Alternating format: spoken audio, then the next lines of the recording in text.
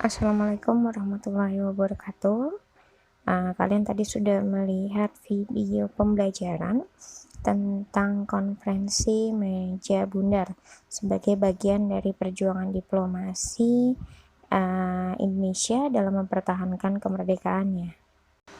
Pada kesempatan kali ini saya akan menambahkan materi dari konferensi meja bundar, yaitu terkait dengan fakta seputar konferensi meja bundar.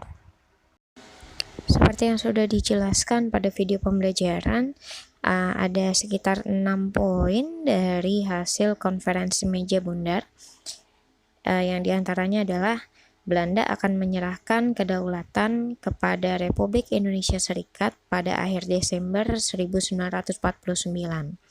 Poin yang kedua, diputuskan pula beberapa persetujuan pokok yang terkait dengan masalah keuangan, ekonomi, sosial budaya, dan lain-lain. Poin ketiga, mengenai Irian Barat, penyelesaiannya akan ditunda selama 1 tahun. Poin keempat, persetujuan konferensi meja bundar juga memuat ketentuan-ketentuan mengenai pembentukan APRIS dengan TNI sebagai inti. KNIL akan dibubarkan dan para anggotanya akan masuk ke dalam APRIS. Poin kelima, Kerajaan Belanda akan membentuk Uni Indonesia Belanda. Uni ini akan menjadi badan konstitusi bersama dalam menyelesaikan kepentingan umum. Dan poin yang keenam, Indonesia akan membayar hutang-hutang Belanda sejak tahun 1942. Nah, kalau kita lihat dari isi perjanjian konferensi meja bundar, secara tidak langsung kita lihat bahwa perjanjian ini sangat merugikan Indonesia. Padahal sudah jelas-jelas Indonesia merdeka ketika dalam masa kependudukan Jepang, bukan dalam masa kependudukan Belanda. Bahkan di sini ada kata-kata Indonesia harus membayar hutang-hutang Belanda. Ini sangat jelas sekali merugikan Indonesia. Apa hubungannya Indonesia ketika harus membayar hutang-hutang Belanda, sedangkan yang berhutang itu adalah Belanda? Kenapa harus Indonesia yang membayar hutang-hutangnya? Di sini saya akan membahas tentang tarik ulur utang piutang. Nah, rangkaian konferensi meja bundar atau yang biasa disebut sebagai KMB yang digelar di Den Haag sejak tanggal 2 Agustus 1949 cukup alot membahas persoalan ini. Belanda bersedia mengakui kedaulatan RI dengan catatan Indonesia harus menanggung hutang dari zaman pemerintahan Hindia Belanda hingga penyerahan kedaulatan. Di sisi lain, pihak Republik Indonesia hanya mau menanggung hutang hingga Maret 1942 atau berakhirnya era Hindia Belanda seiring kedatangan Jepang. Kubu Republik Indonesia punya alasan kuat atas penolakan itu. Jika pelunasan hutang ditanggung sampai 1949, itu sama artinya Indonesia membiayai sendiri berbagai penyerangan yang dilakukan Belanda terhadap RI selama masa revolusi fisik, termasuk 2 kali agresi yang memakan banyak korban jiwa dan materi. Profesor Dr. Budiono dalam Ekonomi Indonesia tahun 2017 menguraikan lebih rinci mengenai hasil konferensi meja bundar antara Indonesia dan Belanda di bidang ekonomi yang dituangkan dalam kesepakatan ekonomi keuangan atau Financial Economy Agreement. Pertama, perusahaan-perusahaan Belanda diperbolehkan beroperasi kembali seperti sebelum perang, termasuk kebebasan untuk mentransfer keuntungannya. Nah, di sini lagi-lagi sebenarnya yang diuntungkan itu adalah pihak Belanda, bukan pihak Indonesia. Karena keuntungan dari perusahaan Belanda tidak dibagi hasil kepada pemerintah Indonesia sebagai tuan rumah. Jadi, semua keuntungan dari perusahaan Belanda diserahkan semuanya kepada negara Belanda. Yang kedua, Indonesia menanggung pembayaran hutang pemerintah Hindia Belanda sebesar 1,13 miliar dolar Amerika Serikat. Kita bayangkan, ternyata Indonesia sudah punya hutang dari masa setelah kemerdekaan, ya kan? Ketika Indonesia merdeka, ternyata Indonesia harus sudah menanggung hutang sebanyak 1,13 miliar, dan itu jelas-jelas bukan hutang Indonesia melainkan hutang Belanda. Ketiga, pemerintah Indonesia perlu berkonsultasi atau bahkan meminta persetujuan dari Belanda untuk kebijakan tertentu. Misalnya nasionalisasi. Jadi dari hasil konferensi meja bundar, Belanda menginginkan Indonesia tetap menjadi negara bawahan Belanda. Atau kalau kita bisa lihat contoh yang seperti sekarang adalah Malaysia adalah sebuah negara, tapi Malaysia di sini adalah negara persemakmuran dari Inggris. Nah, mungkin di sini Belanda menginginkan Indonesia tetap menjadi negara bawahan Belanda, di mana nanti Belanda ingin terus mendapatkan keuntungan-keuntungan dari Indonesia. Dan poin yang keempat, Indonesia harus menanggung pembiayaan 17.000 karyawan ex-Belanda yang berada di Indonesia selama 2 tahun. Serta menampung 26.000 tentara mantan KNIL. Yang perlu kalian tahu di sini adalah bahwa tentara KNIL sendiri adalah orang Indonesia. Jadi tentara KNIL itu bukan orang Belanda, bukan tentara Belanda, melainkan adalah tentara Indonesia yang membelot dari perjuangan Indonesia, memperjuangkan kemerdekaan Indonesia. Jadi tentara KNIL adalah orang-orang yang jelas-jelas sudah berkhianat terhadap Indonesia, namun diminta oleh Belanda untuk ditampung, untuk dimaafkan kesalahan mereka ketika selama masa perjuangan kemerdekaan. Namun, sebagai imbalan atas beban yang berat ini, pemerintah Indonesia tidak diwajibkan memberi jaminan apapun kepada Belanda untuk pembayaran utang atau pinjaman yang berjumlah amat besar tersebut. Kemudian kita lanjut kepada manuver Soekarno dan pemerintahannya. Di sini di bawah komando Presiden Soekarno, Indonesia melakukan manuver yang mengejutkan. Robert Edward Elson dalam The Idea of Indonesia, Sejarah Pemikiran dan Gagasan menyebut pada April 1956, Soekarno secara sepihak membatalkan Uni Indonesia-Belanda yang sebelumnya disepakati dalam rangkaian konferensi meja bundar. Uni Indonesia-Belanda disepakati pada 17 September 1949, yakni suatu pemerintahan yang dikepalai oleh Ratu Belanda untuk mengurus kepentingan bersama. Indonesia menyepakati ini karena Ratu Belanda tidak mempunyai hak-hak konstitusional, melainkan hanya sebagai simbol kerjasama kedua belah pihak.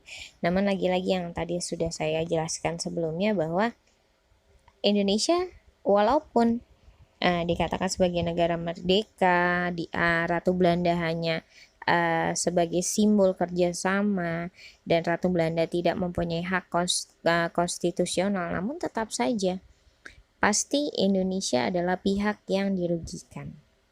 Kemudian lebih dari itu, pada Agustus 1956, Soekarno dikabarkan mengabaikan utang-utang yang dibebankan dalam konferensi meja bundar. Bahkan Soekarno juga menyatakan Irian Barat sebagai Provinsi Otonom Indonesia.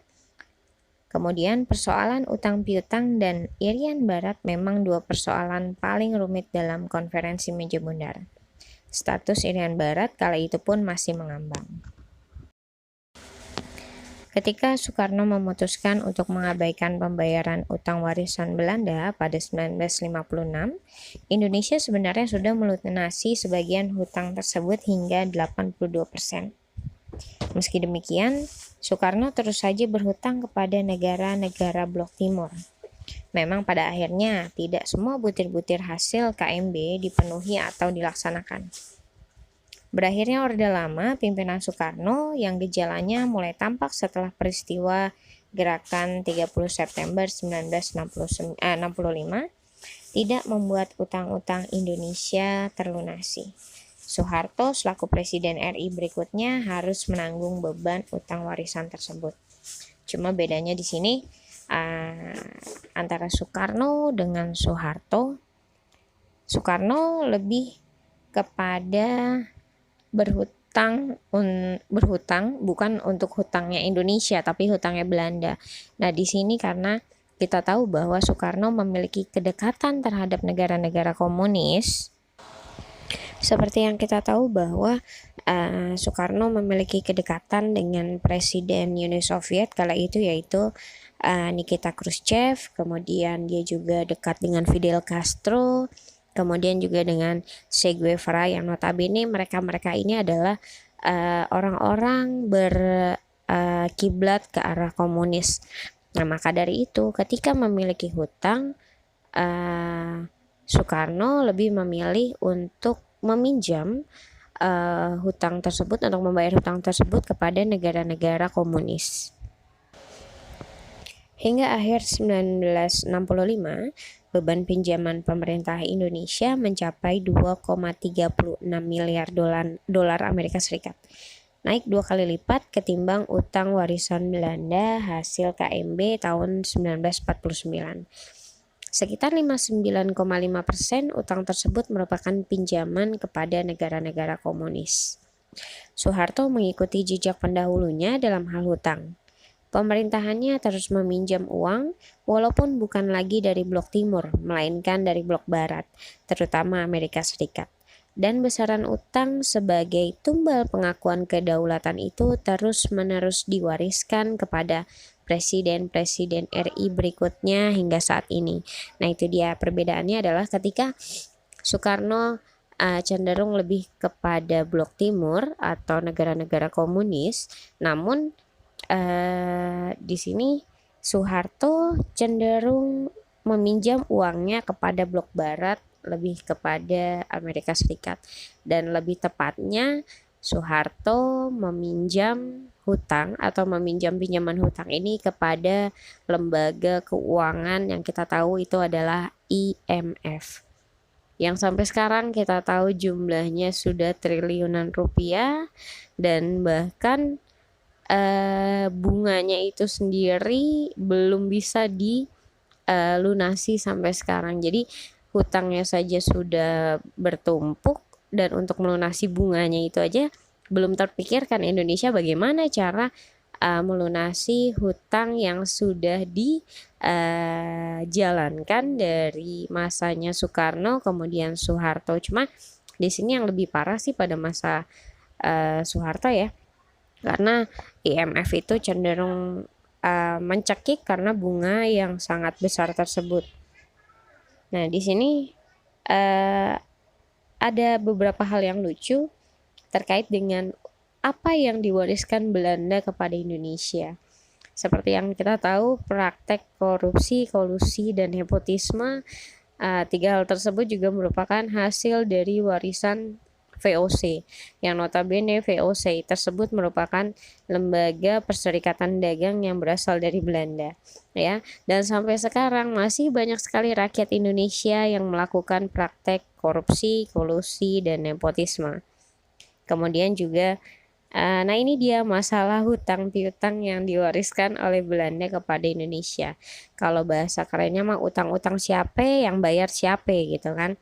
Nah, itu dia masalah hutang piutang. Dan ada lagi masalah lainnya yang diwariskan Belanda ke Indonesia. Jadi sebenarnya sih nggak semua hal-hal yang bersifat negatif yang diwariskan Belanda ke Indonesia, namun juga ada beberapa hal positif yang diwariskan Belanda kepada Indonesia.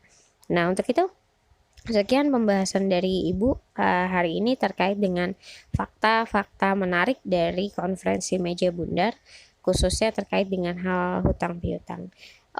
Jika ada yang ingin ditanyakan, silakan tulis di kolom komentar.